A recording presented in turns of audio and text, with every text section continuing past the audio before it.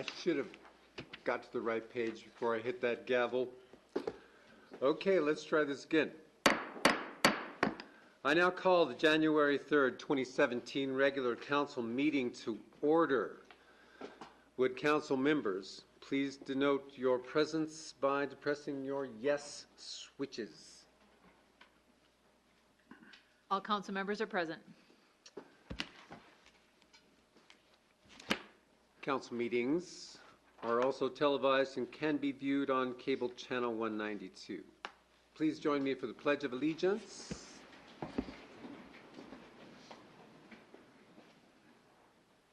I pledge allegiance to the flag of the United States of America and to the republic for which it stands, one nation under God, indivisible, with liberty and justice for all.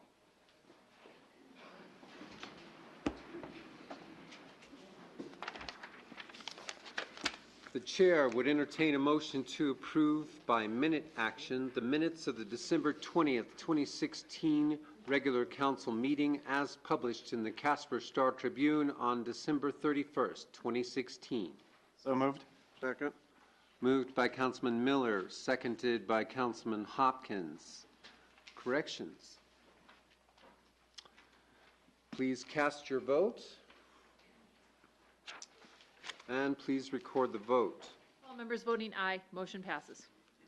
The chair would entertain a motion to approve by minute action the January 3rd, 2017 bills and claims as audited by City Manager McDonald. So moved. Moved by Councilman Johnson, seconded by Mayor-elect Humphrey. Abstentions? Please cast your vote. And please record the vote. All members voting aye, motion passes. Now we have some presentations. It's not meant to be self-congratulatory. It's actual recognition for public service. So tonight we would like to make presentations of plaques to Councilman Miller and Councilman Hiley. First, Councilman Hiley. On behalf of the citizens of the city of Casper, Wyoming, for your sincere dedication and service during your tenure as council member. Thank you, sir. Very much.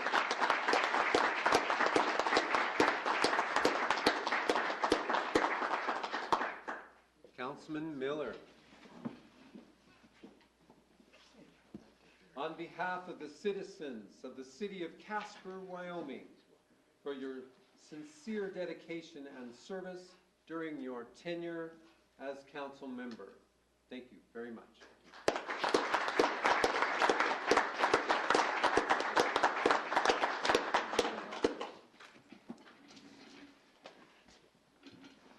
Councilman Hiley, would you like to make any comments this evening?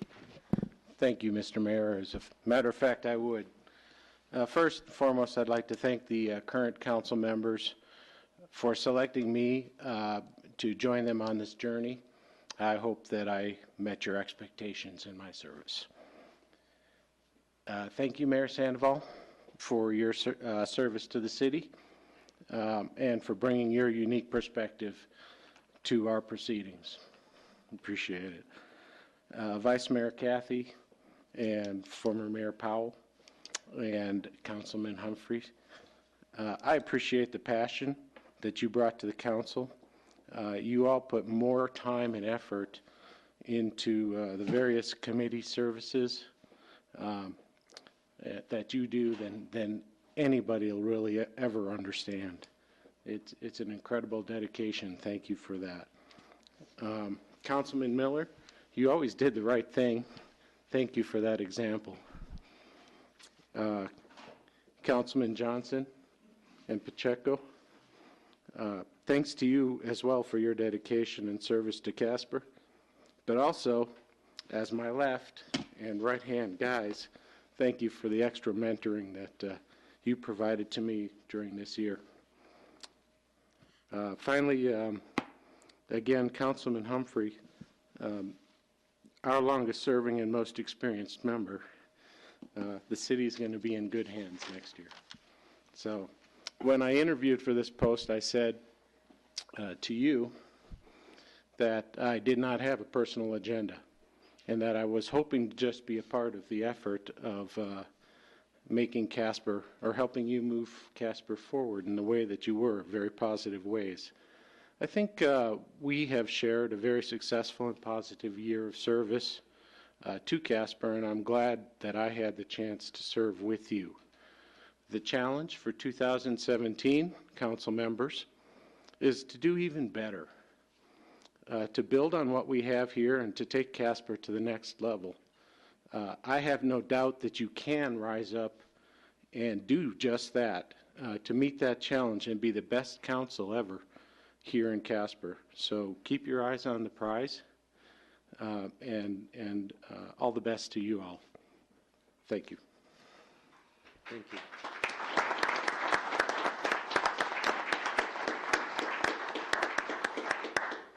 Councilman Miller, would you like to make any comments this evening? Thank you, Your Honor. I'll be quick. Honestly, I thought last meeting was going to be our last chance to speak, but I do appreciate given the opportunity here. And I know right now that we all probably want to hear from the new council members, not us leaving tonight. But I guess a few things. Again, I can't stress the amount of appreciation I have for this current council for giving me this opportunity. It's been great. It's going to be something that I'm going to take with the rest of my life. And these experiences are, and I'm hoping to build on them on whatever it turns out in being. And I feel like I've gained a lot from that. And I also do feel like from the people I talked to on the street and when I was campaigning, before I made my announcement that I wasn't going to continue with the election, I think it was working, and I think we had the support of the voters. So my next thanks again is the citizens of Casper keeping us here. And really, I'm looking forward to seeing what these new members are going to do in 2017 and beyond. Is going to be a great year for Casper, and I think we're only going to see the wealth of this city continue, not only just in the numbers, but in the spirit. And that spirit's going to continue by those continuing on this council right here, and these three sitting down here. So I wish all of you the best of luck moving into the future. It's a great opportunity.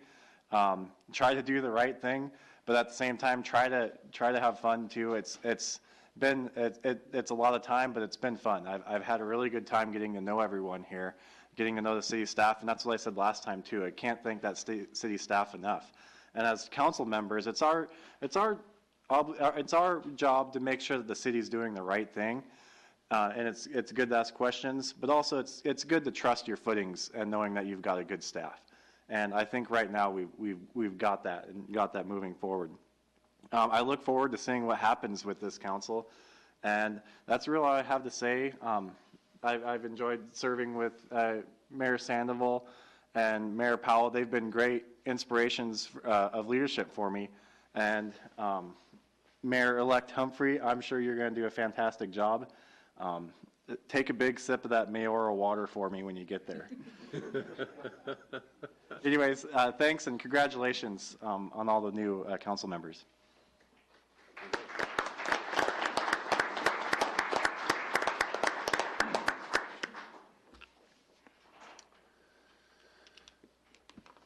Next, we recognize Vice Mayor Stephen Cathy.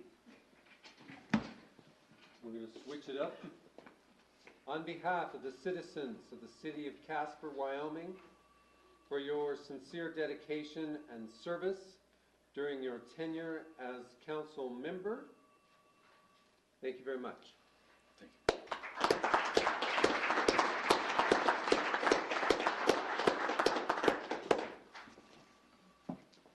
Please allow me to deal with this before you make your comments.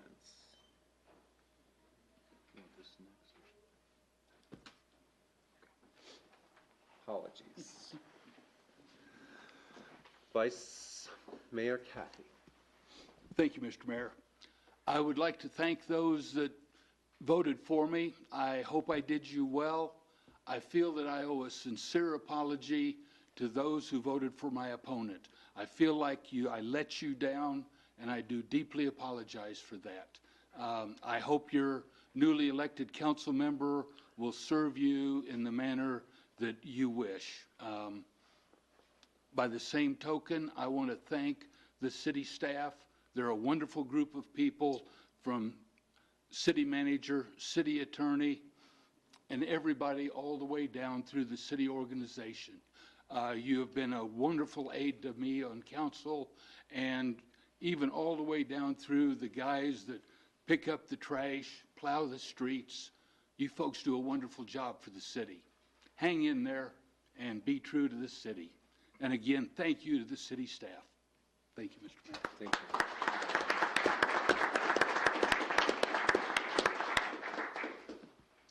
And now we will go the other way around. Presented to Daniel Sandoval on behalf of the citizens of Casper during your tenure as council member. And don't run off. We have another one as well. To Daniel Sandoval, City of Casper, Wyoming, presented with sincere appreciation for outstanding leadership, effort, and concern on behalf of the cities of this community. From the council members Steve Cathy, Wayne Hiley, Bob Hopkins, Keneen Humphrey, Charlie Powell, Ray Pacheco, Scott Miller, and Sean Johnson. Thank you, Mr. Mayor, for your service.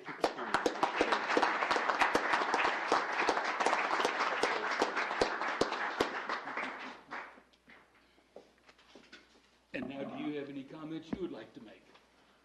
I do. Brief, non-controversial comments.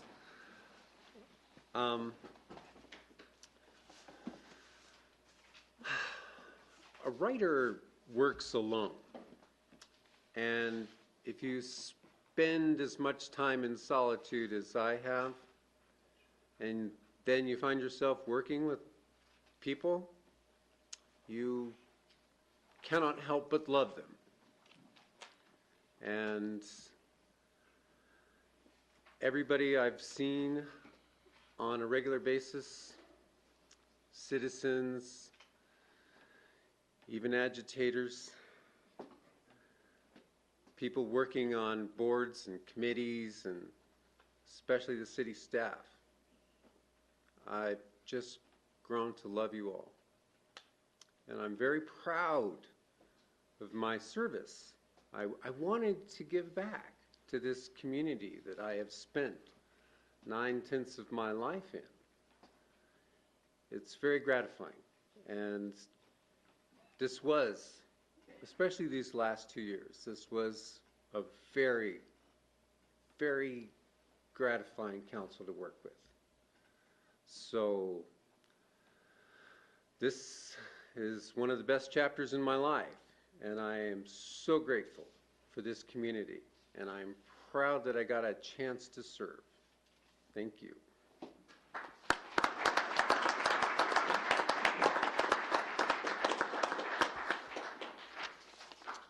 All right. This evening, a mayor pro tem needs to be selected in order to run the meeting for the election of the 2017 mayor. The mayor pro tem will then step aside, and as soon as this matter has been completed,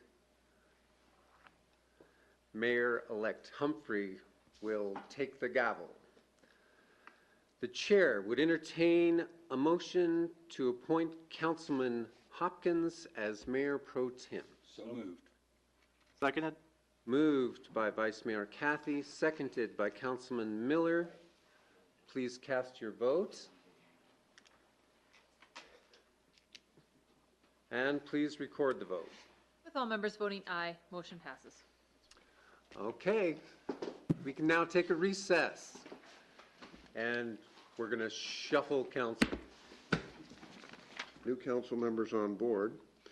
And with that, I would like to present our new council members, going from my right, Todd Murphy, Jesse Morgan,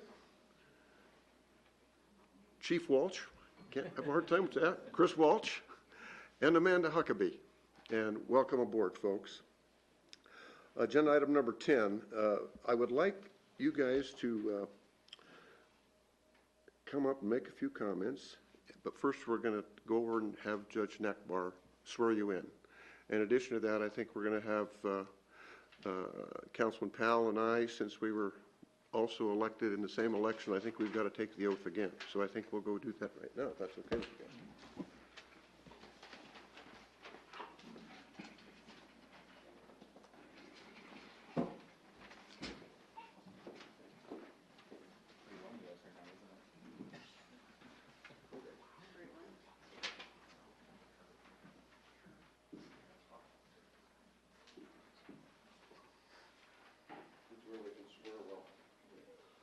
All right, if you'll all please raise your right hand and repeat after me. I do solemnly swear or affirm that I will support, obey, and defend the Constitution of the United States and the Constitution of the State of Wyoming, and that I have not knowingly violated any law related to my election or appointment or caused it to be done by others, and that I will discharge the duties of my office with fidelity. Thank you and congratulations. Thank you, Your Honor.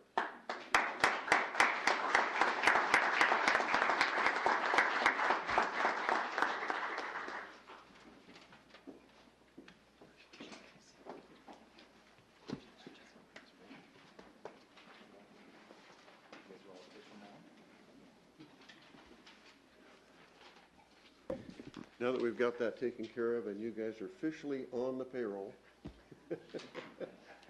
I'd like to ask you to introduce your family and friends, and tonight I'd like to start with you, Councilman Huckabee.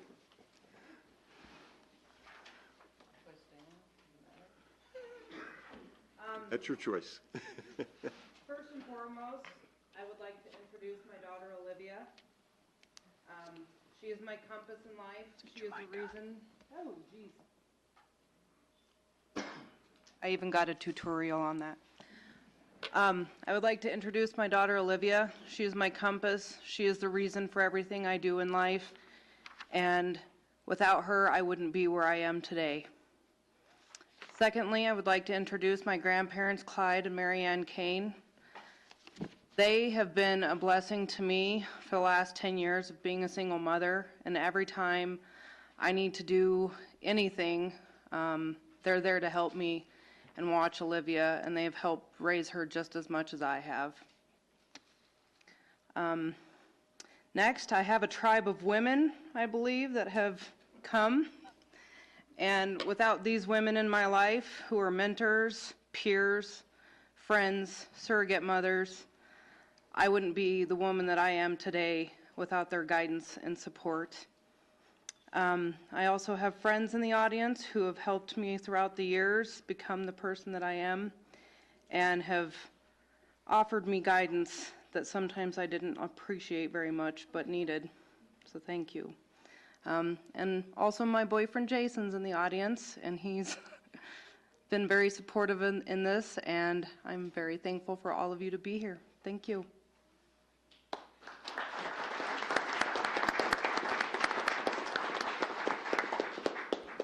Chris, how about you? Thank you. It doesn't seem like you can hear me. Does it work good? They tell me it does. I would like to introduce my daughter Jessica, my mom, my wife Tori, my stepson Caleb. Thank you for coming. Mom and Tori and Caleb put in huge amounts of efforts on the campaign. I really appreciate it. I think Caleb should get some extra credit at school for civics or something like that. Asking somebody to spend their summer stuff in envelopes and addressing things is a big stretch, and I appreciate it, all of you. So thanks for coming. Thank you, Councilman. Councilman Morgan. Thank you, Mayor Pro Tem. I'd like to introduce my wife, who's been my strongest partner, biggest advocate, and best motivational person that I know. In addition to that, there's also a 3-year-old painter that's really good at painting 8-foot canvases for me, so I appreciate that too. They helped me a lot this campaign. I'm also accompanied by my in-laws, the Baker family. I appreciate all of their support and their help. And also my second family, or perhaps the closest thing I have to a family, which is also the Dundases, and I appreciate everything that you've done for me and definitely guided me throughout my life when I needed it the most. So thanks for being there, and thanks for being here, and that's all I have. Thank you. Thank you, Councilman Murphy. Councilman Murphy? Thank you, Mr. Mayor Pro Tem. I don't see anybody in here that I need to introduce. I do see some people I know, but I don't think I'll introduce them. I just want to say thank you very much to the people in Casper and Trona County and the whole state of Wyoming. Anybody who did anything to support me in any way during the campaign, I appreciate that. And obviously, I appreciate the voters from Ward 2.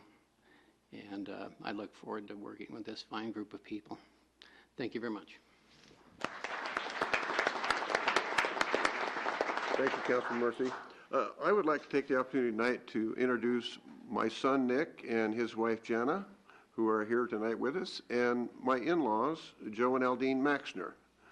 My wife would love to be here, but she's busy babysitting in Illinois right now. So with that, thank you all. Charlie, comments? Thank you, Councilman Hopkins. I don't have anyone here physically this evening, but I will once again thank my wife, Lorraine, who has been a major support to me through this entire process. At times she questions me about why did you want to do this again? But she's always been a good sounding board. And then my two sons, Zach, who's in Los Angeles, and Jake, who's in New York, have always been supportive and asked questions about what's going on with council. And they are not residents of Casper any longer, but they are very interested in what's going on in this town. And it's for the people of that generation that I'm doing this. And so I hope we will carry on the work that we have begun, and I'm looking forward to working with this group. Thank you, Councilman Powell. With that, let's make this meeting official with a roll call. Would the council members please denote your presence by depressing your yes switch? Well, All council members are present. that's a good thing, especially for the first meeting. The next thing on our agenda tonight, we're going to elect our mayor and vice mayor for 2017. As stated in the rules of council, the mayor is elected by the city council from their members. Interested members submit their names as candidates for mayor and vice mayor of the council at a special meeting near the end of the calendar year. An informal and non-binding straw poll vote is taken in secret ballot at the work session. The votes are turned over to the city attorney and the current mayor to count and announce the results. After the vote for mayor, a second straw poll is taken to elect the vice mayor. In the first official council meeting of the new year, the prior year's mayor steps aside and the council formally votes on the new mayor and vice president. Traditionally, the council members select those who were selected at the straw poll, and they are elected unanimously. At this time, council will select the mayor for the calendar year 2017. The chair would entertain a motion to elect Councilman Humphrey as mayor for Casper for calendar year 2017. So moved. Moved by Councilman Powell and seconded by Councilman Morgan. Please cast your vote.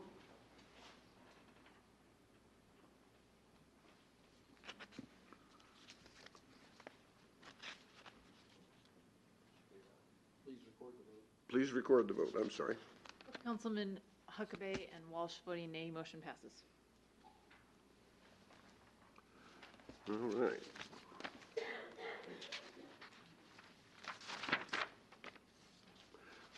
The next order of business would be for council to elect a vice president for calendar year 2017. The chair would entertain a motion to elect Councilman Powell as vice president, Casper City Council. I'm sorry, sir. Pacheco. Oh, I'm sorry.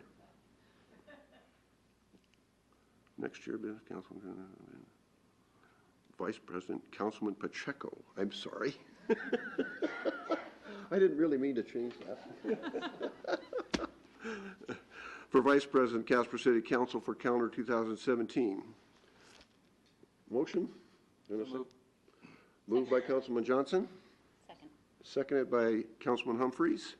Please cast your vote. Please record the vote. All members voting aye, motion passes. With that, we'd like to move on and have Judge Nakbar issue the oath of office to our new mayor and vice president. Do you want me to leave my heels off so I don't make you look too short?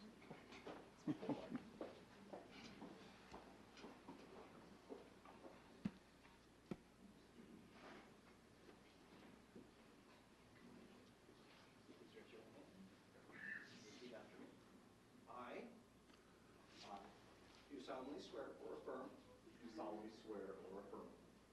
That I will support, obey, and defend. The Constitution of the United States. And the Constitution of the State of Wyoming.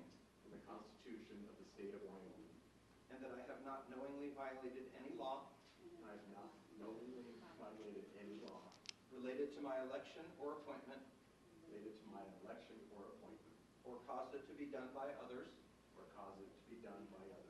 And that I will discharge the duties of my office with fidelity. Thank you.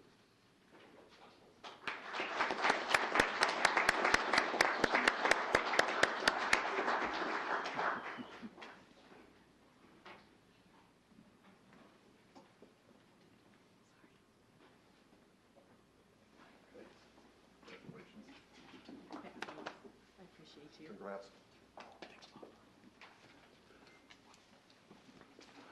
With that, Vice President Pacheco, would you like to make some comments? Yeah, just a couple. One, I want to thank my family for being here.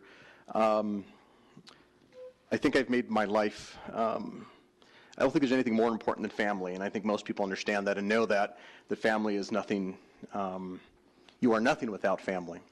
And I've learned that especially from my parents, my children who are here with me, and of course my wife who has supported me. She supported me greatly through my state legislative race, which was very difficult, obviously, but also through the last couple of years being on city council. So thank you very much.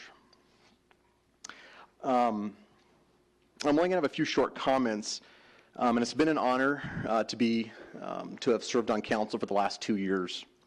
It's also an honor to have been elected as leader on the leadership, something that I take very seriously. I hope and pray that I can do the best job possible representing this council and representing the community. One of the things that I ask of you is that you pray for me and you pray for this council, that we always do what is right for this community. I've stated that my focus is going to be youth in the next 2 years. And one of the things I want our youth to know tonight is that they have an advocate on this council, that your voice will be heard. I believe our world needs these qualities, the qualities of youth more than ever. The quality of imagination, the quality of courage, the quality of idealism, the quality of adventure. Now more than ever, we need youth to feel empowered, and that's what we need. Archimedes wrote, "Give me a place to stand, and I will move the world." Archimedes was right, and so I call upon the youth in every one of us and the young people out there today to take the words that Archimedes said and to give me a place to stand, and I will move the world. We need this so badly today, and we need that so much in our lives, and I ask the young people to know that you can move the world, and we will move the world.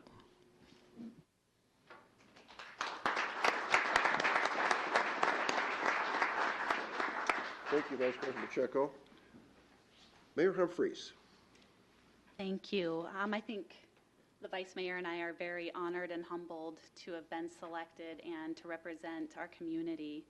I think he and I have some really great ideas and new processes that we want to share with everybody. So we're ready to get started and to buckle down. It's been an honor to work with such great people, whether it's the council, the community, our city staff. Again, I think we're very honored to be here.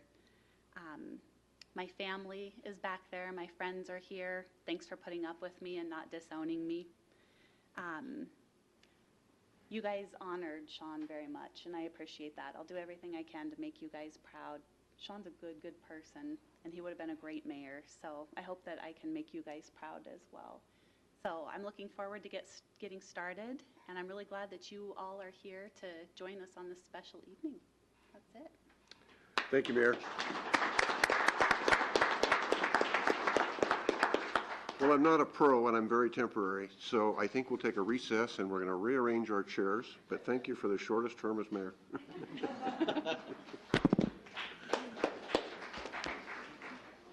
You're a good-looking man, Bob. So if I go too fast, let me know. Please read the consent agenda titles.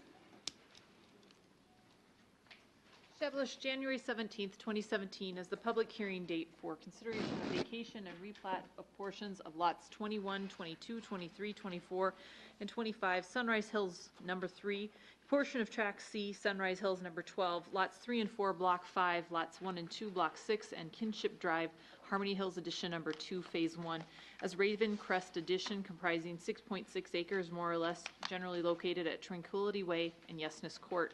Established January 17th, 2017 as the public hearing date for consideration of the annexation and plat creating Wolf Creek 9 Addition. Said property comprises 20.1 acres more or less and is generally located at the west end of Talon Drive. Established February 21st, 2017 as the public hearing date for consideration of the annual renewal of all City of Casper liquor licenses. Established March 7th, 2017 as the public hearing date for the consideration of the annexation compliance for Wolf Creek Addition. Wolf Creek 9 Addition. Thank you. The chair would entertain a motion to, by minute action, establish the public hearing dates just read. So moved. Second. Moved by Councilman Pacheco, seconded by Councilman Johnson. Abstentions or nay votes? Please cast your vote. Please record the vote. With all members voting aye, motion passes. Consideration of the next item will be by ordinance. Please read the ordinance on second reading by title only. An ordinance approving the Fairgrounds Home Addition subdivision agreement and the vacation and replat creating Fairgrounds Home Addition comprising 5.57 acres more or less. The chair would entertain a motion to approve on second reading the ordinance just read. So moved. Second. Moved by Councilman Hopkins, seconded by Councilman Powell. Mr. City Manager, report. Your Honor, subsequent to a December 20th, 2016 public hearing held during the regular council meeting, the City Council considered a request from Fairgrounds Plaza Incorporated to vacate and replat a 5.57 acre property located at the corner of Casper Street and Fairgrounds Road. The replat is for the development of a phase of twin homes, primarily designed for seniors, and a separate phase of multifamily residential housing. The proposed replat is also creating two streets, Bit Lane and Spur Place. The City Council approved the first reading of the required 3 readings of the ordinance to approve the replat. The second reading of the ordinance is on the council's agenda tonight, and the request has been received for the second reading not to be on the consent agenda, and so it's presented for council to discuss. And the City of Casper City Planner Craig Collins is here to answer any questions on the plat and the process through planning and zoning. Thank you. Discussion. Madam Mayor. Madam Mayor, thank you. Well, I saw this, the developer brought in an overhead and showed the council at the last meeting, and it's a little bit different than the one that I'd seen in our council packet. And then it had the homes along the street, but then also apartment complex on the, what would it be, the northwest corner of that lot. And I don't know if we have a visual representation. Does that look like the same one you're thinking of? That's the apartment complex. Yeah, that would be the apartment complex on that. So my concern was there's two entrances into this subdivision. One of them going to be residential and presumably elderly type living. Then we have the apartment complex, and that is typically not going to be elderly type living, and I don't know any details. That's why I'm asking about it. So what I envision is generally younger individuals live in there, two entrances going into it, so we're going to share that with the houses and the apartments. I'm just wondering if there's a way that dedicated entrances from that apartment parking lot can be put in so that they're separated from the street. I see it as a pretty big potential conflict in the neighborhood between the two different types of lifestyles, and it'll require our traffic control to deal with it. Mr. Collins or Mr. Grimshaw? I'm not sure who would be best to maybe start us off.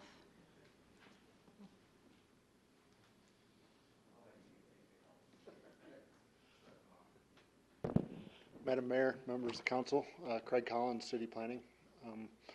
At this point, this is preliminary. We have not reviewed a site plan for that multifamily building. As you see, the preliminary plan shows that it takes up most of the lot.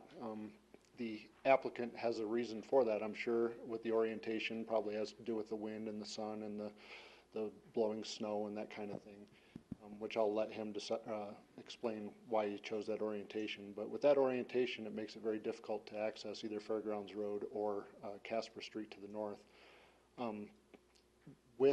Depending on the volume of traffic that it generates, the number of units and that, if it does generate more than 75 trips per peak hour, it will be required to do a traffic study, and at that point we can better assess the traffic impact in the neighborhood. Other questions for Mr. Collins? Yes, Madam Mayor. When we say we would have to determine what the traffic patterns would be at peak hours, wouldn't it have to be built and occupied for us to be able to even establish a baseline? We use the ITE traffic generation manual. It's an engineering manual, and it's based on the type of people living there, if it's senior, if it's family, and also the number of units. And it's been figured out all over the country as far as what an average would be, and we would use that average to kind of estimate before it's built. Thank you. One more thing, Madam Mayor. This action today, and I know it's only second reading, does this approval does it grant approval to both the apartment building and the residential units? This is really just creating the lots and the streets. Madam Mayor, the apartment complex will require site plan approval, which may or may not go on to Planning Commission and or the City Council for approval, depending on the ultimate size. The housing units do not require any site plan. Houses can be built with just a building permit. Thank you. Any other questions for Mr. Collins? Okay, thank you. Other discussion with council? Or questions for Mr. Grimshaw? Go ahead. May I, Madam Mayor? You thought you could escape, but... Thought I was going to get out of it. Madam Mayor, council members, welcome to the city, I guess, huh? Thank you. Madam Mayor, my question would be, maybe some of these have already been asked and answered, and I'm clearly getting into it in the middle of the game. The idea of dedicated entrances for the apartment units, wondering if that's been considered or where things stand on that. As far as this site's concerned, I've owned it for 15 years. I have designed ad nauseum every kind of project that you can think of. Zoning, of course, inadvertently changed, actually not zoning, but the permitted uses inadvertently changed throughout the processes of time. So, like the storage condo complex, which was about a $12 million deal, I scrapped it in 2009 after it was approved, ready to be signed as far as the new plat's concerned, and it's like, you know, this just isn't the right thing for the community. And I have a ton of property in the community and take a lot of pride in the properties that I have. So when I came up with this concept here, I built a twin home project in Sheridan. It's been extremely successful. It's maturing very nicely. These twin home lots fit perfectly on the site the way I've designed it, and we have manipulated this probably about 9 times in order to fit it to the absolute optimum. The street length, the maximum street length required or permitted, allowed without considerations is 750 feet. This street length here is 823 feet, plus or minus a few. That maximizes the access to all of the lots platted, or proposed to be replatted, I should say. And there was question about what we could do to bring another ulterior street into this site, which to the south, up by Guadalajara, the topography is such that it just doesn't afford the ability to do so.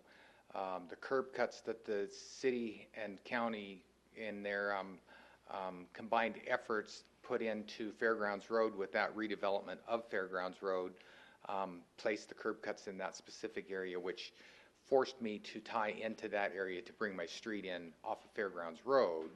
And then we placed the multifamily site on all 4 corners, considered the wind, the sun exposure, the ice melting factors, the drifting aspects, and determined that this location for the multifamily site was going to be the most optimum. My plan is to, for this multifamily site, is to be senior, 55 years and older. I'm there myself, so, but they will be restricted to at minimum 55 years plus. The twin home lots, they will be marketed for sale to the general public. There is no age restrictions whatsoever. So there will be 32 twin home lots.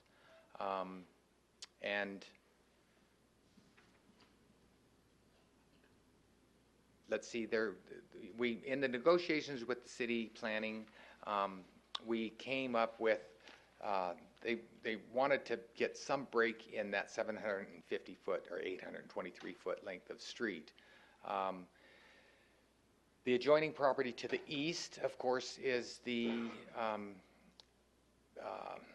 school owned by Natrona County School District. They recently put that out for bid, and my understanding is, in which I did put an offer in on that, but it was apparently awarded to a church. That there is a long, arduous process as far as that whole title transfer is concerned. With the trail system further to the east on the other side of the school property, there's absolutely no way to, and the topography, there's no real logical way to place a street going through that. Plus, of course, you take 50 feet times another 750 feet, having that, forcing that owner of that property to dedicate and basically give up that right-of-way access to go nowhere. On the south side of that school area, there is a street called Central Drive. That is a 60-foot easement going from south of CY Avenue down across CY Avenue, and it dead ends at the school property. So that school property does have access from the south as well as from the north. So whatever happens with that in the future, they are not landlocked and they have opportunity to do many, many, many things. The circulation of our street, which ideally I would have liked it to have been named one name due to the fact that it's a continuous, unobstructed street, but the rules are written within the city code that any portion of a street that goes to the east, that turns to the north or south, that turns to the east or west, and continues on, is supposed to be renamed at every juncture. So originally we were looking at 4 names of this street here. So it would be, you know, like Bit Lot 2, and, you know, for literally 75 feet. So you can see how that loops around, and every corner would have been another street. So we made the determination with the negotiations with the city that it would be better to do this as 2 names of the streets and terminate it right at the southeast corner, and change the name of the street there. Ideally, it would be most conducive for the residents and everybody that lives within that community, probably to have one name for that street. But as it's written, that's what we have to do, is 2 different names. The addressing on those specific streets will be confusing when they're finalized, due to the fact that, say, the Spur Place is in the 4,000 block of the grid system in which they do their addressing systems, and Bit Lane is maybe in the 1,500 block of the grid. So, you know, somebody will go drive into this little community, and they'll be looking at addresses, and it'll go from 1557, and then they'll cross that little line on the southeast corner, and it'll be a new street, and it'll be 4715. It's like, where'd everything go in between? But that's one of the idiosyncrasies that is just part of this unfortunate rule. Councilman But Walsh, we're working through it. does that kind of answer your question for entering for the apartments? It does. Thank you, Mayor. I have a question, Your Honor. Go ahead. In your project in Sheridan, does it have an apartment complex with the twin homes? It does not. It's only twin homes. And how many apartments will there be in this? There will be between 58 and 70. Okay.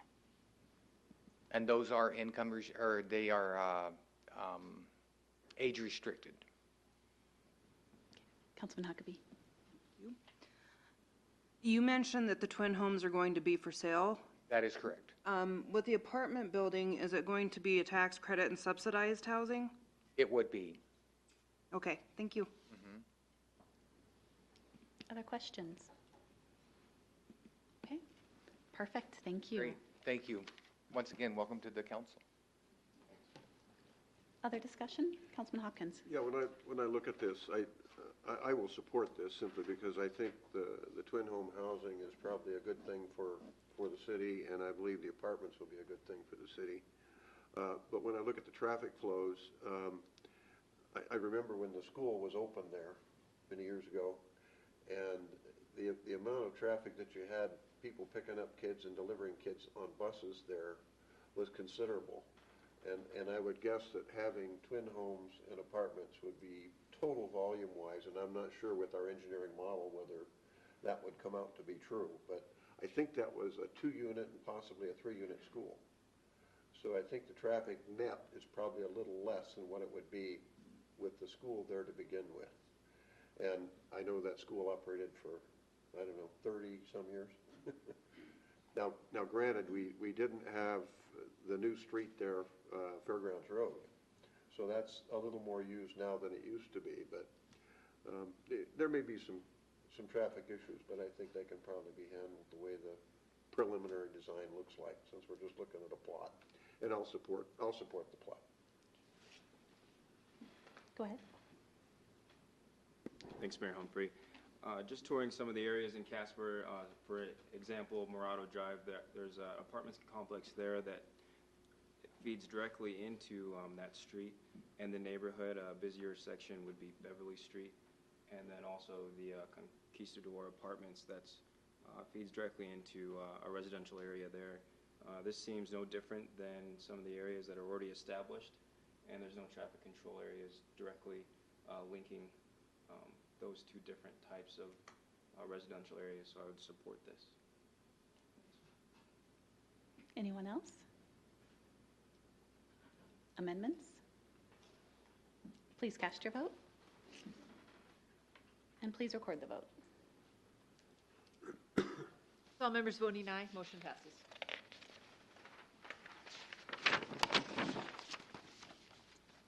Council will now consider consent resolutions. Please read the consent resolution by title only. Item 20A1, a resolution authorizing an agreement with Knife River, Inc. for the Lower Eastdale Creek Channel Improvements Phase 1 project. Item 20A2, a resolution requesting that the governor of the state of Wyoming provide for a committee to evaluate the economic impact of the current structure of liquor licensing. The chair would entertain a motion to adopt the consent resolutions just read. So move. Second. Moved by Councilman Johnson, seconded by Councilman Powell. Abstentions or nay votes? Please cast your vote. And please record the vote. All members voting aye, motion passes. Now's the time we'd invite anyone in the audience who wishes to speak to council to come forward. As stated on the first page of the agenda, we ask the following. Please give us your name and address. We won't respond to personnel matters, and we refer those to the city manager. There may be times where we don't answer a question. And please keep your comments limited to 5 minutes per person. Who would like to speak to council? Good evening. Council members, Keith Goodenough, 333 South Saconee. And I thought I'd start off with my bona fides for the new people, because when I come up here with crazy new ideas, I want you to realize that I didn't just come up with these off the internet or off Facebook or something like that. I've been involved with politics since 1982 in town. When I came back from the Peace Corps, I started helping people campaign. I've been running for office since 1984, before some of you were born probably. I served 22 years in elected office, including 8 years on this council, and I've been coming to these meetings or watching on the internet for the past 2 years, starting my 3rd year. And first of all, I'd like to express the community appreciation to Sean Johnson, Councilman Johnson, for running for mayor, and many of us thought it would have been a better step to elect somebody that was not so intricately involved with the dysfunction of the past 4 years. And the election outcome of this election is interesting if you think about it, because 4 incumbents lost. And I realize that Councilman Miller stepped down, but I don't think there's any doubt that Councilman Murphy would have won that race even if he had stayed in. So out of the 6 candidates possible, 4 new people are here. And I don't know how much louder the community can speak than that. And I think that says that the dysfunction of the last 4 years has alienated the community. I think some of the decisions that the just past council made have alienated the community and confused the community. So I was looking forward to a new start, and I just want to commend Councilman Johnson on putting his name forward for the mayoral election. I would like to point out that 5 votes rules the roost here in every vote, except in very rare occasions such as shutting off discussion or kicking somebody off the council. Those require a supermajority of 2/3, but 5 votes rules the roost. So if the leadership doesn't want to move ahead with a domestic violence, sexual assault agenda, that does not stop 5 people from choosing to do so. And I think it's important to remember that the leadership does not control the agenda. The 5 votes control the agenda. So I think that's important to keep in mind. I believe that you can make this the most honest, accountable, open council that there's been in many years. And there's a number of ways you can do that. I'm not going to dwell on those tonight, but I think it is possible to do that. And we have a fairly open system in many ways, but there's improvements that could be made. For example, the pre-meeting is not recorded and archived as far as I know. So that is public business. The public can come and sit in there and listen, but there's no way for somebody at home to find out what's going on during the pre-meeting, and there are decisions made in the pre-meeting. So that's just one example of how a more open system could be created. And I won't go on anymore. This is to a large degree a ceremonial event, so I won't bring up many of the issues that I think are important. But I just hope that the new people will realize that you have a chance to really reset what's going on in this council. And I was here during the John Patterson era. My personal opinion is that he was the root of the problem. Many council people saw him as somebody to follow and followed him on his many shenanigans. I disagreed with that, but I was in the minority at the time. But I think now we have a chance to move ahead and put that all behind us. The Councilman Hedquist resigned. I thought that was unfortunate because he was an elected official, and any time an elected official is driven from office, I think that's unfortunate. And he was elected by the voters, whether you agreed with his style or not. And so I think one of the worst things you can do is coerce an elected official out of office. So that concludes my remarks, and I appreciate your attention. Thank you. Questions or comments for Mr. Goodenough? Okay.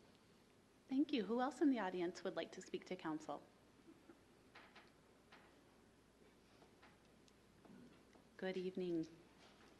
Dennis Steensland, 533 South Washington. I didn't really want to address the council, and generally, I agree with Keith Goodenough's logic, but tonight, I thought it was way overboard. The election, I didn't agree with that line of logic at all. So for whoever's on the council now, that's one person's opinion. There's a lot of us out there that think differently. Do a good job, you'll get a lot of support. I'll visit with Keith, and maybe we'll be friends after this. Thanks much. Questions or comments for Mr. Steensland? Okay, thank you. Who's next? Good evening. Good evening. Dale Zimmerly, 3035 Bel Air Drive. I'd like to welcome all of you to the council.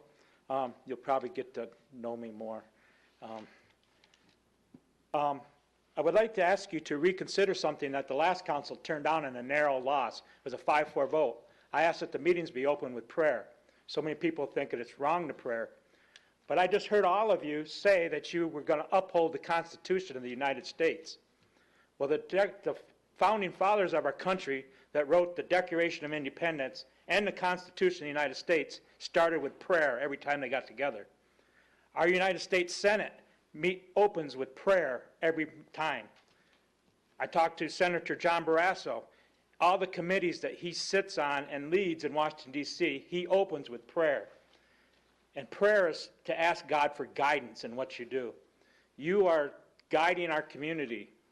And what better way to guide the community than have the Lord help you and lead you and where we go. And so I would just ask that you reconsider at this time and that we can open with prayer and get off on the right foot every meeting that we have. And I'd just like to thank you.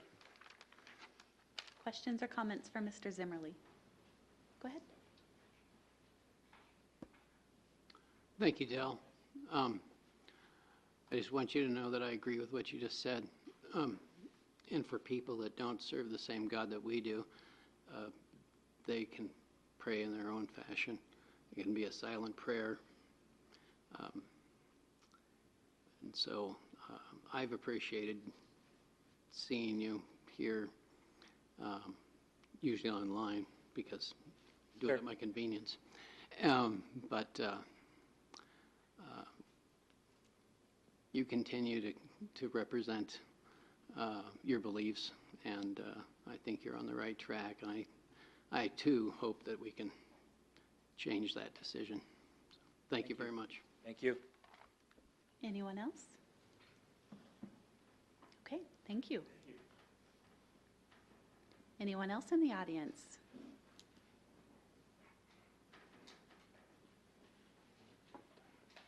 Good evening.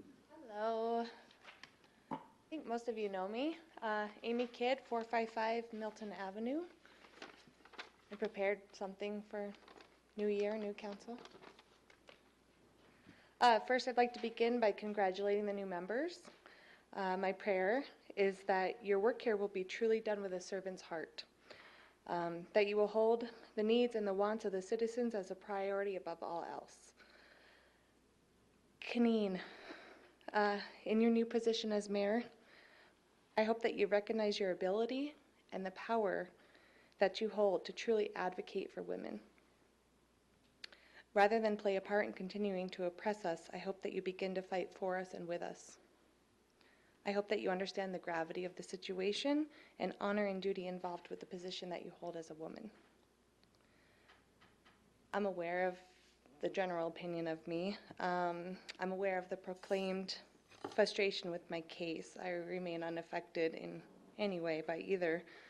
I am tired of the lip service from the chief of police and this council. I want answers.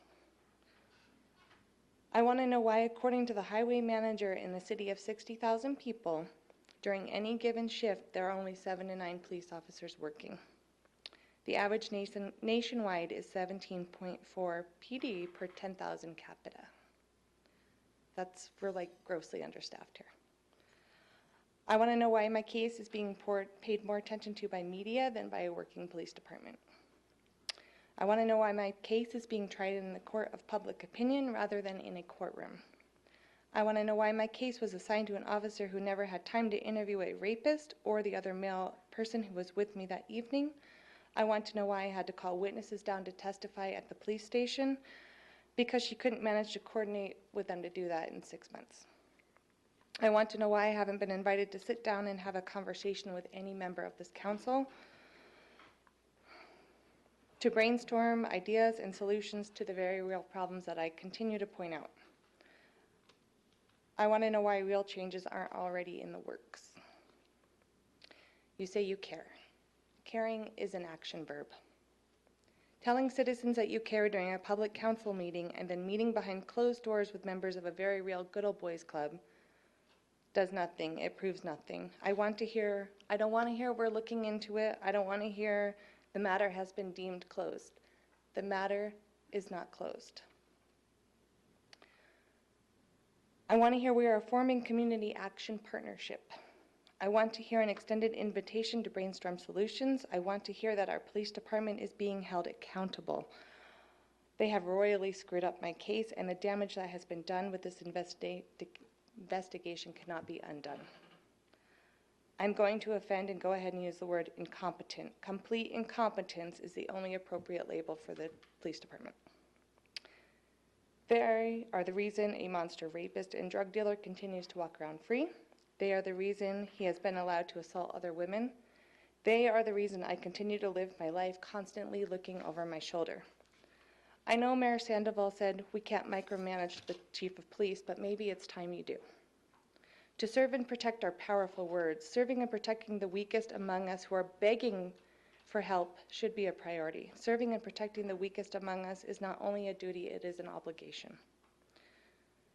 I want to scream my rapist's names from the rooftops. I want his name and pictures splashed all over town so that he cannot hurt anyone else. However, I'm continuously hushed.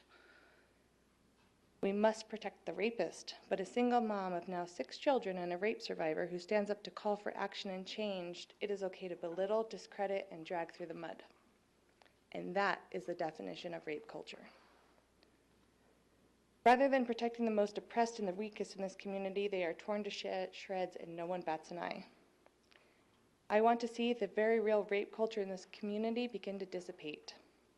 I hold each of you accountable. By not playing a role in being more proactive or allowing members of this community who want to help, like myself, to work with you on community action projects, you are contributing to the problem. I am passionate about this. 2 years ago, the words rape culture meant nothing to me. Now I am aware of it more than ever. For a woman who is pregnant by rape to have to beg and plead police and her elected city officials publicly to do something is an absolute atrocity. And despite the media coverage and my continued pleas and advocacy and community action, I still have only received lip service from my detective, the chief, and this council. I first spoke to council in September of 2016. Nothing has changed since then. Nothing, aside from me no longer being pregnant, no change. I am including some language from the 14th Amendment of the Bill of Rights in the Constitution, which you all just swore to upheld. It says that no state shall deprive a person of their right to life, liberty, or property without due process. No person should be denied equal protection of the laws, and that is exactly what is happening here. I am being denied equal protection of the laws, and so are other women, because a rapist remains at large in this community and they are not being protected from him. This law pertains to the entire state. You cannot pass the buck and blame the police department. It is the state's obligation to ensure that this law is upheld, and accountability begins at the city council level. At this point, with the lack of accountability, I'm going to proceed with contacting the Attorney General for an investigation. I am imploring you to decide that 2017 is the year passionate members of this community and this council can begin to work together to address and fix these very real issues. Rape, domestic violence, and violent crimes need to take priority over the police department's war on drugs, which they are losing. That is all. Ms. Kidd, does the city manager have your contact information? I would be happy to meet with you. I would be happy to give it. If you can share that, and then I know we had the committee. Did we offer that seat for Ms. Kidd to sit on the committee? I wasn't totally in on the loop since it was Mayor Sandoval. We can talk about that too when we have a chance to meet. So that would be great if you would share your information, and then we'll set up something in the next 2 weeks if that works okay. Great, perfect. Mayor. Go ahead. So I've been quietly doing some, just looking into a few things and talked to a couple people, and I know that CWCC has the Domestic Violence Task Force or Coalition, I believe, and I'm not sure if you're aware of that too. I haven't had a chance to go to it yet.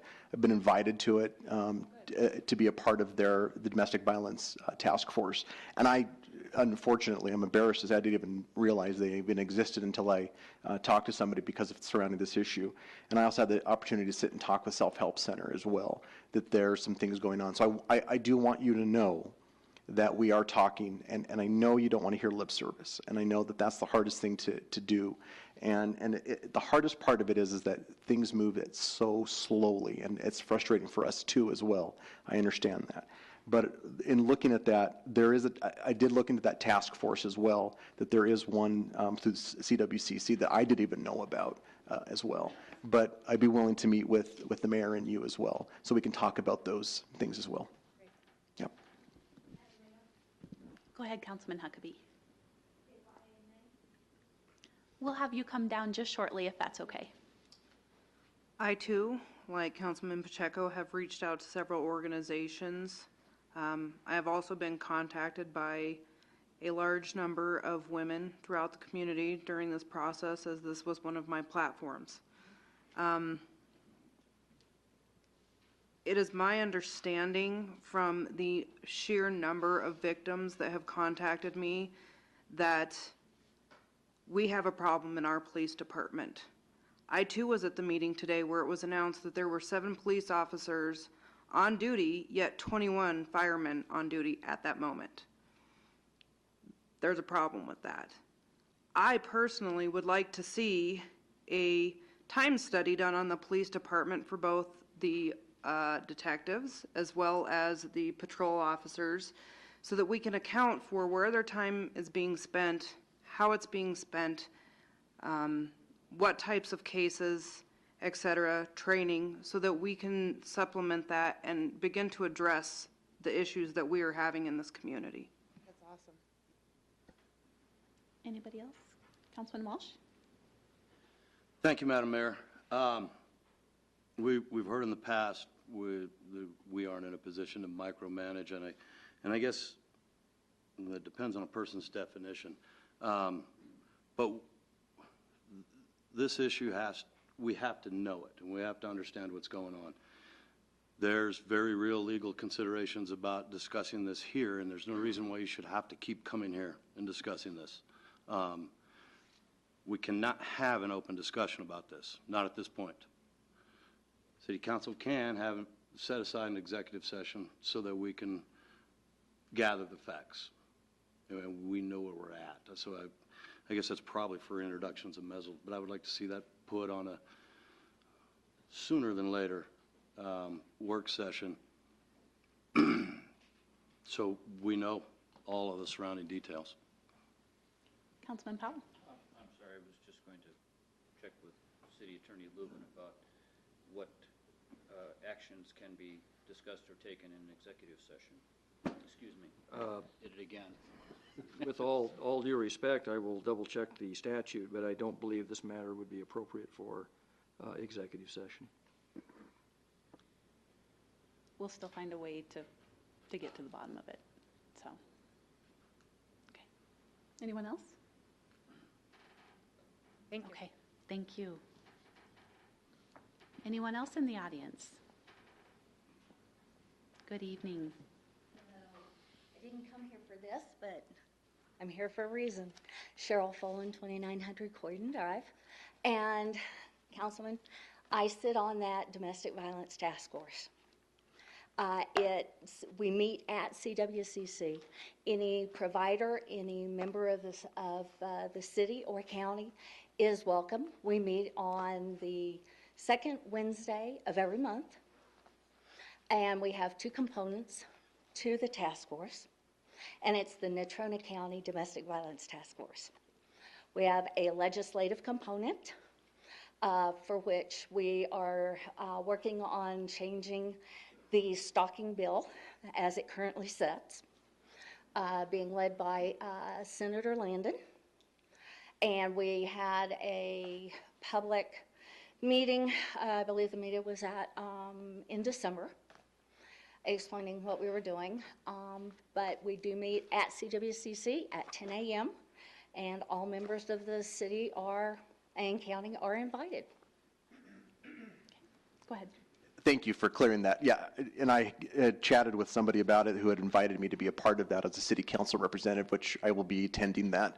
And one of the reasons I had brought that up and mentioned it to Ms. Kidd was that we do have, there's like the Natrona County Prevention this prevention suicide task force that we have. We have many different task forces in this community that stakeholders come together to work together. And I think a big part of that is that the city needs to be a part of that as well, and being able to take that up and having that conversation. So I will be at that meeting to be a part of that, to have those discussions and be able to know that we're having that involvement for domestic violence, et cetera. So thank you for saying. We appreciate that. Thank you. Go ahead. I appreciate you bringing up the fact that there is a legislation component to this led by Mr. Landon, because I think that is something that many people might not be aware of, is that organizations throughout the community that might deal with issues of domestic violence, sexual assault, et cetera, are not in a position to be able to lobby or have legislation brought about simply because of their funding from the state. That being said, individual citizens who are concerned about this, and this is really where it needs to be a joint effort of us working at the local level and those at the legislative level to enact tougher sentencing guidelines, et cetera, for these types of crimes. I would encourage all of the people that have contacted me personally, reach out to Senator Landon and, be a part of that, because the organizations are not allowed to. Thank you. Would you mind leaving your contact information with Mr. McDonald as well for me? I certainly will. Okay, great, thank you. Anyone else in the audience?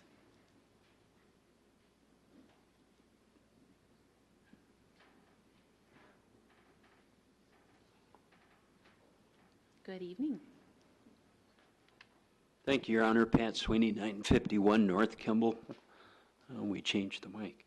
I would just like to thank the outgoing council, mayor and vice mayor. The time dedication that you all put in is immense, and I definitely, most of the time, don't agree, obviously, with a lot of stuff, but do agree with the commitment this takes, and welcome the new council members and new mayor, new vice mayor, and look forward to working with you. Just one item, and Senator Landon has already mentioned this bill going forward that he's working on. I don't know exactly where it is in the pipeline, but we'll take a look at that. One issue that I would like to bring up that I think will pass pretty easily, that I'm concerned about, is totally off the subject, but is Uber. And my concern really on Uber for Casper in particular is our cab companies. And once this legislation passes, our cab companies, in particular Casper Cab, we really wouldn't have the strong Tipsy Taxi Safe Rides program if Tom, the owner of Casper Cabs, hadn't really kicked that off to begin with by coming to council years ago for New Year's Eve and holiday bus rides. And so my concern is, and obviously folks will buy off pretty quickly with the Uber. My generation won't, but the younger generation lives and dies by that cell phone.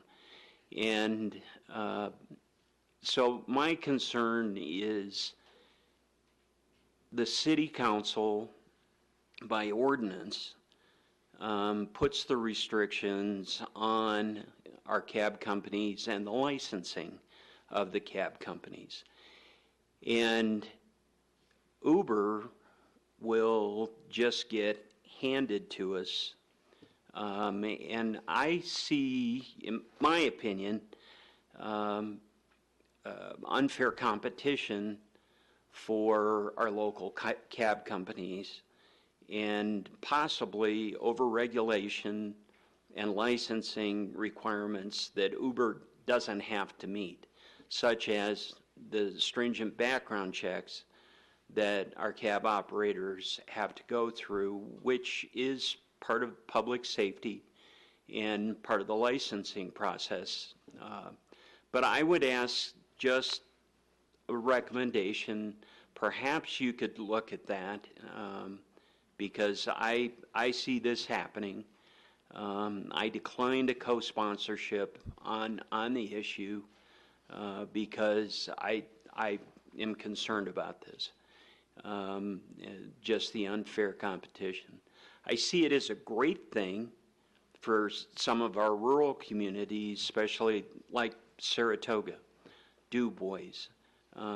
Some folks may not have an ability to get to a doctor's appointment in some of those rural communities where there is no services.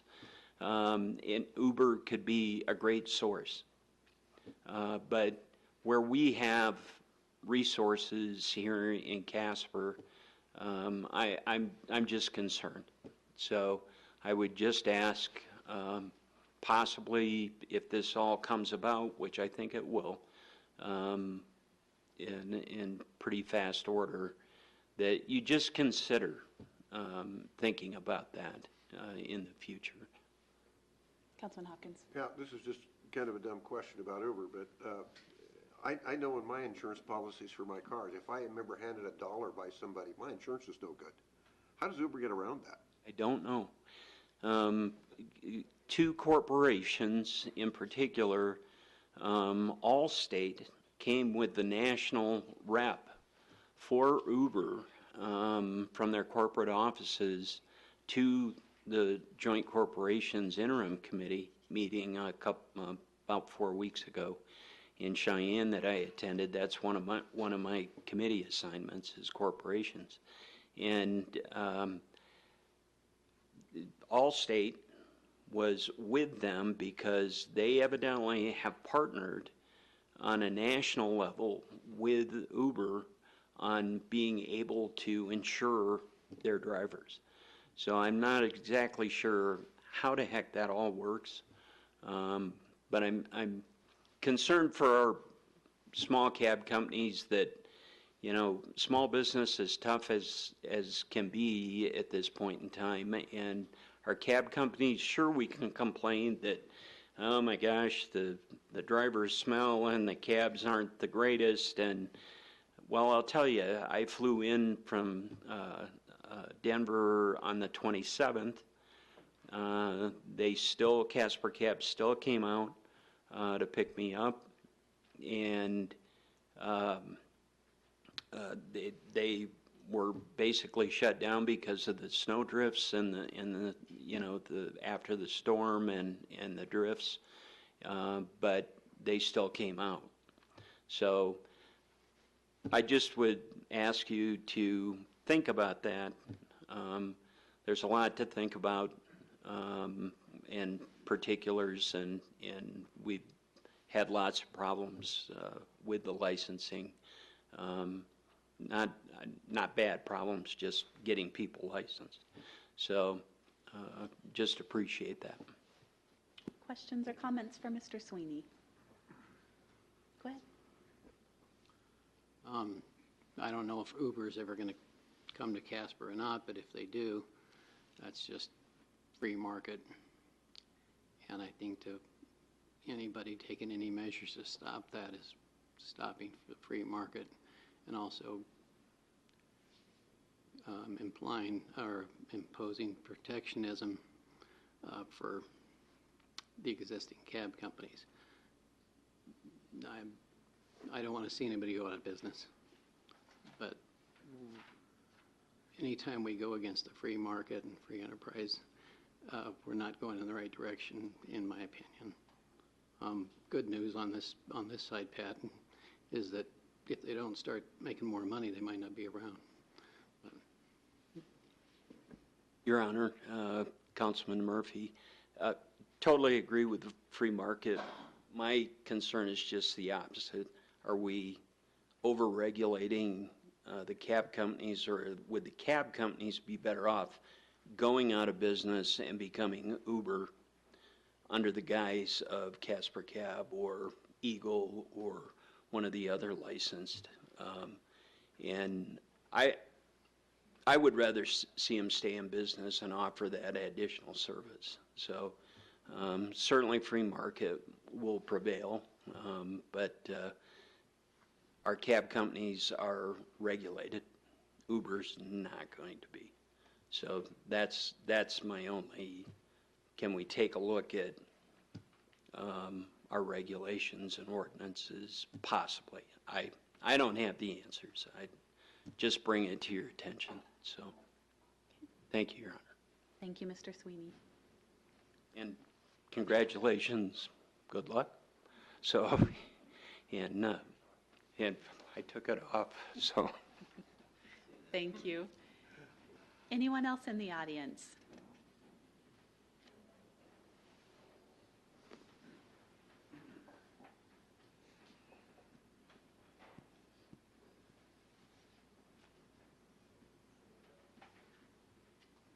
Good evening. Good evening. My name is Mike Mackey. I live at 3320 Vista Royale. I'm here to bring forward some issues that exist with the development, primarily the Centennial Hills development. There's I'm sure the city manager and I know the streets department is well aware of the drifting problem out there with the recent storm that we had. And primarily on December 26th, there's some design problems with that development, and I hope the Planning and Zoning Department strongly looks at new developments to alleviate some of these problems. This primarily exists with Boots Drive, because they're the western front line, I guess I'll call it. There's a path behind those houses that the developer created, and the HOA, I guess. I'm really not sure of all the details, but it's completely full of snow. There's probably 8 or 10, 12 feet of snow back there. All that water is going to drain and go into these backyards, create a lot of structural problems. There's several houses. I've got pictures here if you want them. I can give them to you. I've got copies here if you guys.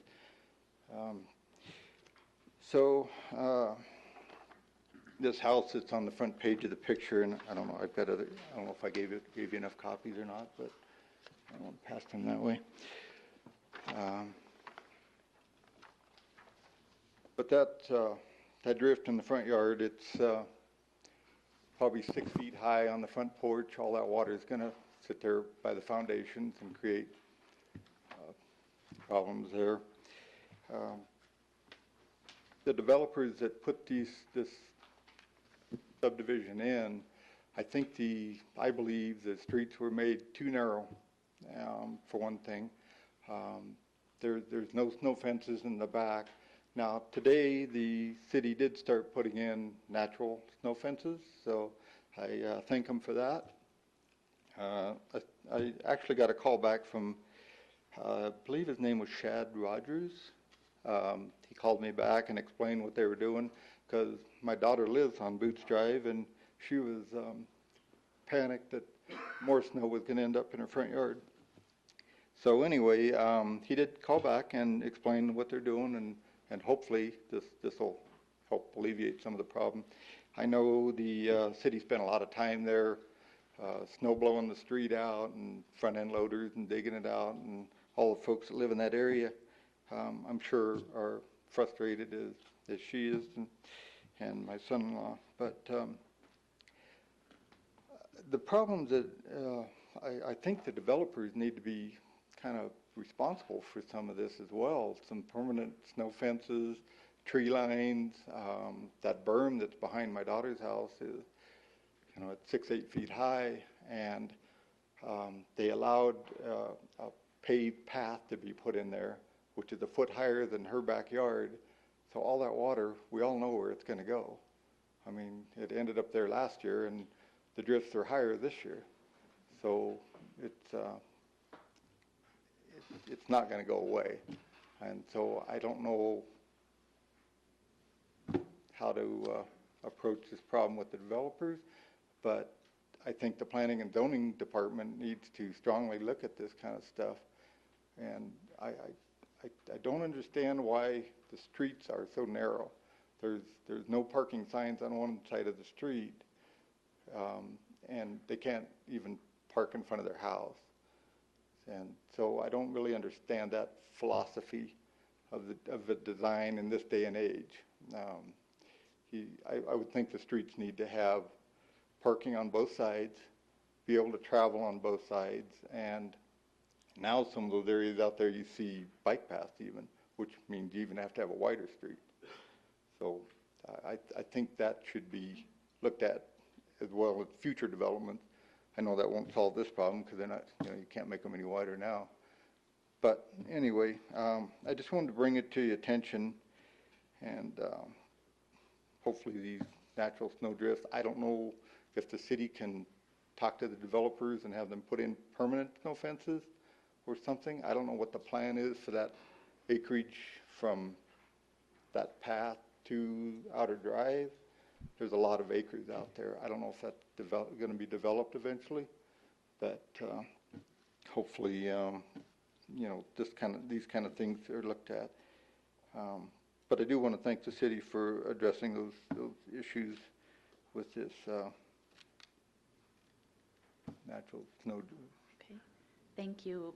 Mr. McDonald or Mr. Collins, can we make sure we incorporate some of that information with future planning so that we're just aware of these types of issues? Certainly. Okay.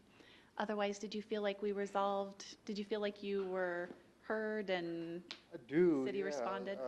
Great. Yeah, I just, yeah, yes, I do. I think this council will remember this for the future. So any comments or feedback? Go Madam ahead. Mayor, thank you. Is this address, it's 2794, is that on Boots Drive? Yes, it is. Okay, thank you. Yeah, that's on that, and several houses along that drive are that or worse. So that's the same thing that's happened along the whole street there. And I know the streets department is aware of the drifting issues because they were there that day. There were several cars stuck in the street. People try to drive on it because they're trying to get to work and stuff, and there were drifts and they got stuck. And then the narrow streets even make it more difficult for the equipment to get down there. My son-in-law actually got stuck on that street, and we were over there trying to get him out so that the snow, the large snow blower and the front end loader could get through there just to get it cleared out. So it just compounds the problem. And we all know how bad it was that day. We couldn't even see across the street. But the funny thing about it is once we got away from that development or that area, it clears up. So that is a very bad area for that. I don't know if there's something we can look at to knock some of that stuff, snow down before it even gets to those houses. That would be, hopefully somebody can look at that. And I think they did today by starting with the natural snow fences. So. Just as a follow-up, I live on Beach Street, and I had 5-foot drifts in my backyard that day, so. Yeah, I'll take a 5-foot drift, because I've helped her dig out 3 times this weekend. A 5-foot drift would be nice. I'm talking more like 10 to 12. Most of these people have to get heavy equipment just to get their driveway cleared out. That's how, you can see on the front, and that's what we had to do with that as well. We had to dig the car out just to get it in the garage and then have a front end loader. Is that Lauren's house? Yeah. Yeah, it is. Okay. So, but thank you. Thank you for bringing this. Yeah. Mr. Mackey, thank you. Did you approach the development person? Do they own that land, right? I actually called Lisa Burridge's office, and they gave me some information, and I just received it here recently. Have not yet, but that's next step. And then I called down here today and talked with. I called the city manager office, and he was in business, he was in meetings and stuff. But I called the streets department first. Shad called me back. I have the HOA number, and we're going to approach that call. I don't have names, so I don't know who they are, but we're going to talk to them as well. And I believe it's. I was given a name of Katie Ingram as the developer, the Ingram Development. I don't know that developed that area, so we're gonna take that approach too. See if we can get some help there. It'd be interesting if they do own that. I'm just looking at the satellite image. I'm also familiar with the area. If they could just give you some backup with additional, snow fences and blocking of that area. Mm-hmm. Help you a lot. I live in a new development also. We definitely have our issues on 60th Street, if you're familiar with that, all the wind coming off of Casper Mountain Road. We don't own, or I'm also the secretary of the Homeowners Association on that. Okay. Too, so that's come up a lot. Having a privately owned piece of land, you can't put snow fence up, and then there's the cost and liability and things like that. But there's definitely a whole host of things I would like to work on with the city manager on new developments and how we could definitely move forward in a better direction of what's already been given to the city of Casper. Sure. Another issue is selenium. Some of the areas that are being built, they're built with basements, which requires sump pumps. And at that point now, we're just pumping Right. this, Exactly, yeah. this metal. Yeah, and I don't think this is the only development that this exists in. I've heard other, as well, but, yeah. Okay. Good, appreciate it. Thank you for sharing this. We appreciate it. Thank you.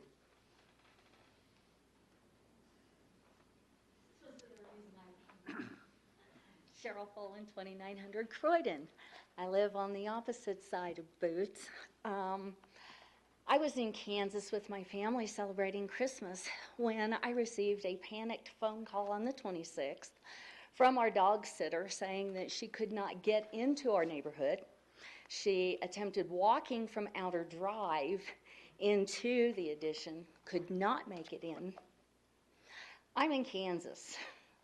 We're relatively new to Casper, don't know many people. My solution was very limited. I had 3 dogs in the house, in a kennel, that had not been seen or let out for 16 hours when they were rescued.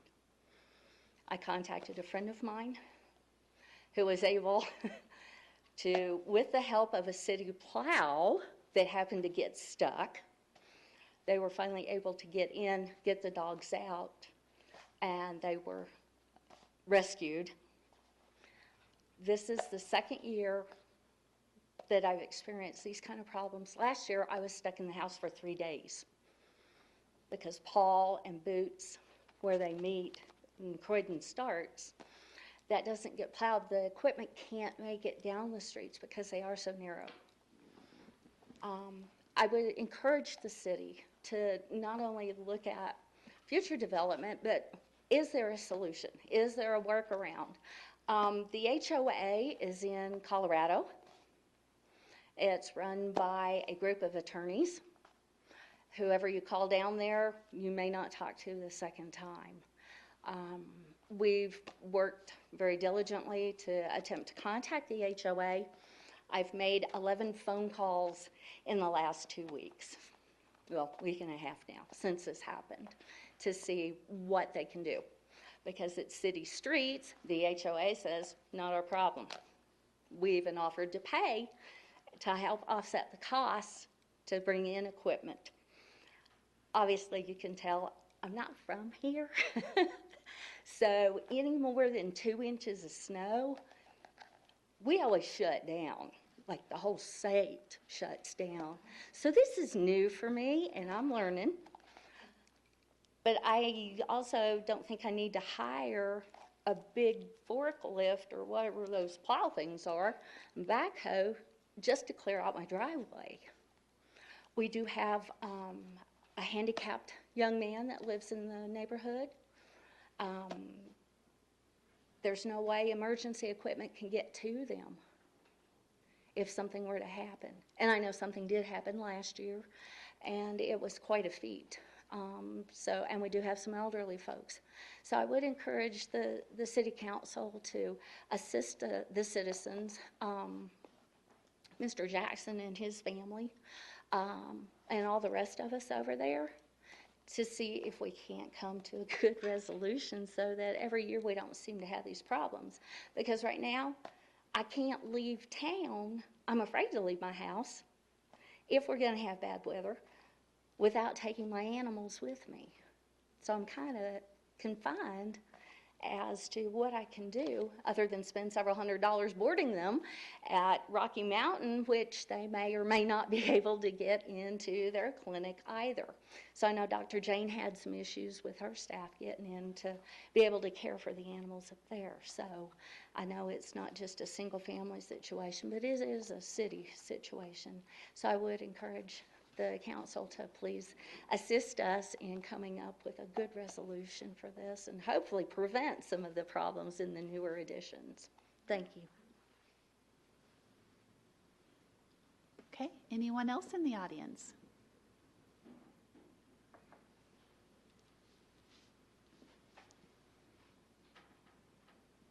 Good evening.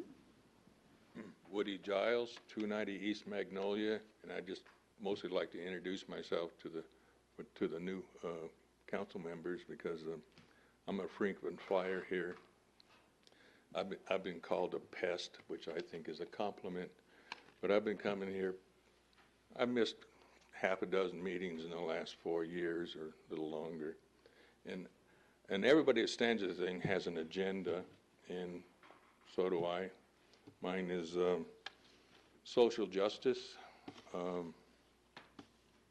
fair play, equal treatment.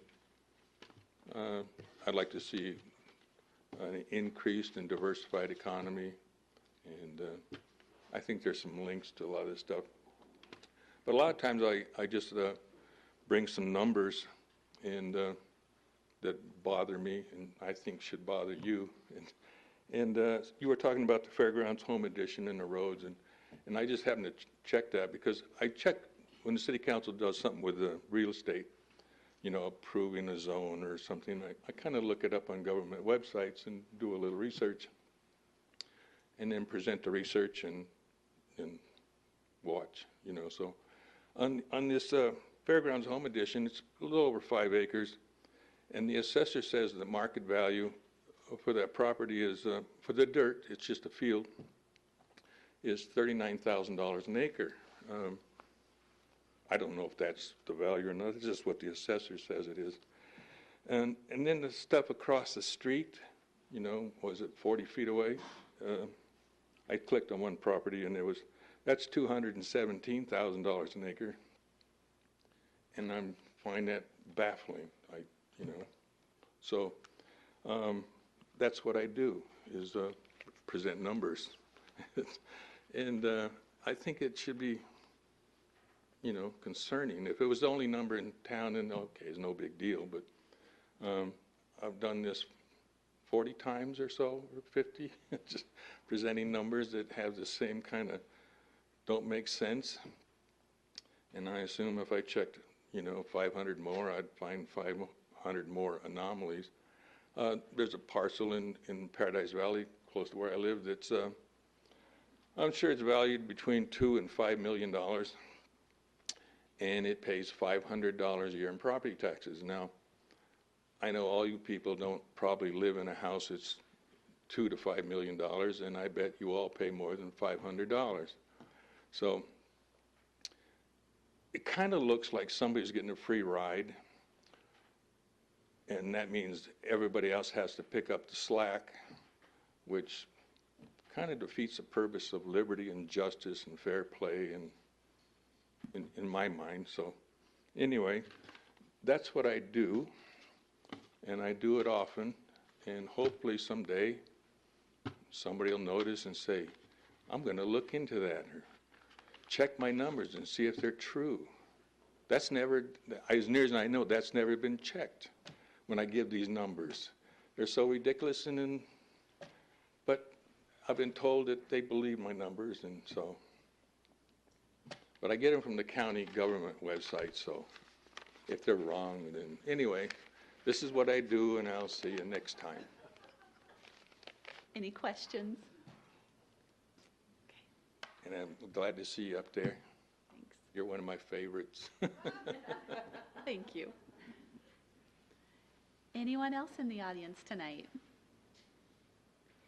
I just want to recap some of the notes I took because I think that our council is going to want to dig in a little bit deeper. So I've got Mr. Goodenough's pre-meeting recording, Mr. Zimmerly's prayer opening the meeting, Miss Kidd's sexual assault, PD staffing and response times questions, Mr. Sweeney's kind of Uber type questions, and then I might just touch base with you guys Thursday about snow and the blowing snow in that area. So those are on my list of things to follow up, and we'll go ahead and go around the table. We'll start with Councilman Hawkins. I don't think I have anything tonight. Okay, Councilman Walsh. You know, let me turn on my button. Thank you, Madam Mayor. I just want to thank everybody. Take the opportunity to say that I feel this is a great privilege that the voters have placed trust in me to be up here. And for the people that didn't vote for me, I hope to gain your trust and confidence. I am going to be dedicated to a common sense, effective and efficient government for the city. And, you know, one of the important things I think I need to keep in mind, and probably all of us need to keep in mind, is we're just citizens that have been selected to sit up here on behalf of everybody else. So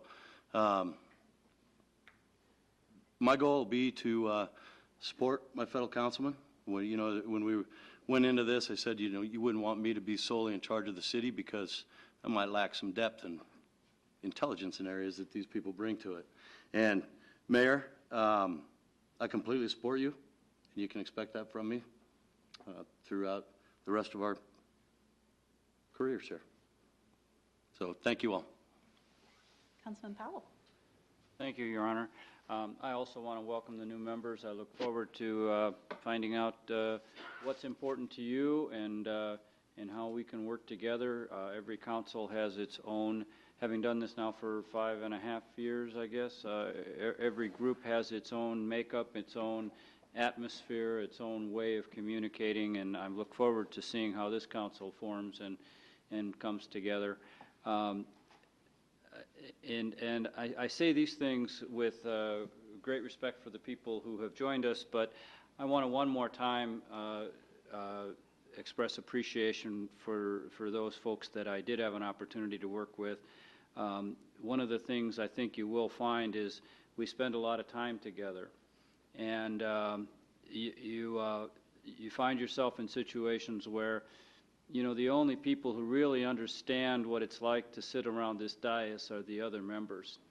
And when you do that for 4 years with people, you develop a trusting sort of relationship with them, an appreciation for their contributions and sacrifices, and it's hard to point those things out without sounding like you're congratulating yourself for being one of those people as well. But Vice Mayor Cathy and former Vice Mayor Cathy and former Mayor Sandoval I served with for 4 years, and I know how hard they worked for the city of Casper, and former Councilman Hiley and former Councilman Miller also gave freely of their time for the city. And so I just wanted to one more time say, as we did when they were standing up here getting their plaques, that we should be thankful for their efforts and all of the people who step up to do this work. And look forward to, again, working with this group, and I think we'll have a great year together. Thank you. Councilman Huckabee. I too want to express my appreciation to the voters in my ward who took the time out of their day to vote in the first place and to vote me into office. It definitely is an undertaking for any person that decides to run for office, and I think that that's something that at least I was naive about coming into this, is how much work and dedication really goes into this and is really behind the scenes, and this is really just the icing on the cupcake. That being said, I look forward to the next 4 years and working with everyone and learning this process, and I'm the first to admit that I have a lot to learn, and I look to those who have been here for many years to help mentor me and guide me in that, and I'm absolutely vulnerable enough to say when I don't know something, I don't know, and I will ask for help. That being said, I thought about wishing Daniel a smack on the ass to say goodbye, but I did not. But I wish all of the outgoing council members well and thank them for their service. Thank you. Councilman Murphy. Thank you, Your Honor. I'll echo that Councilwoman Huckabee's statement of not being afraid to say I don't know, and look to everyone on here for help and guidance, and look forward to the next 4 years working with all of you. I consider you all good people, and I again appreciate all the votes from people in Ward 2. That's it. Councilman Johnson. I just want to say I look forward to working with everybody. It's exciting.